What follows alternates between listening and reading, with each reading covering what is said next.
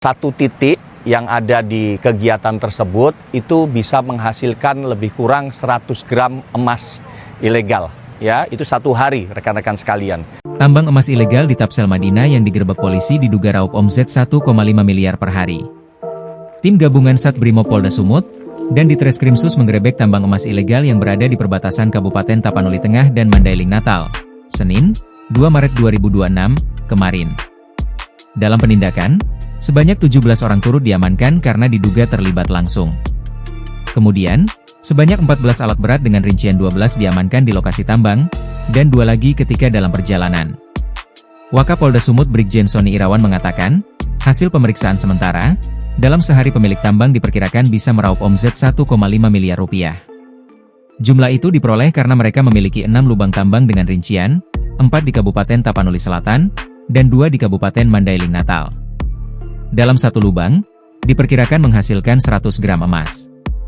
Untuk saat ini pasaran emas batangan lokal, Cukim, saat ini laku 2,6 juta rupiah per gramnya.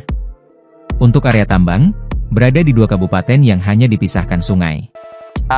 Lakukan pemeriksaan secara mendalam, tetapi informasi awal yang kami peroleh bahwa memang satu titik yang ada di kegiatan tersebut itu bisa menghasilkan lebih kurang 100 gram emas ilegal. Ya, satu titik ya. Sementara ini ada beberapa titik ya, itu satu hari rekan-rekan sekalian. Nah, nanti tinggal dikalikan saja berapa jumlah harga emas yang sudah beredar saat ini. Informasi awal yang kami peroleh bahwa memang satu titik yang ada di kegiatan tersebut itu bisa menghasilkan lebih kurang 100 gram emas ilegal. Ya. Satu titik, ya. Sementara ini ada beberapa titik. Itu satu hari, rekan-rekan sekalian, kata Wakapolda Sumut Brigjen Sony Irawan, Selasa, 3 Maret 2026. Sony menyebut, tambang emas ilegal ini berada di Kabupaten Mandailing Natal dan Kabupaten Tapanuli Selatan. Hasil penyelidikan sementara, mereka sudah beroperasi sekitar 2 atau 3 bulan. Awalnya, area tambang hanya di Kabupaten Mandailing Natal.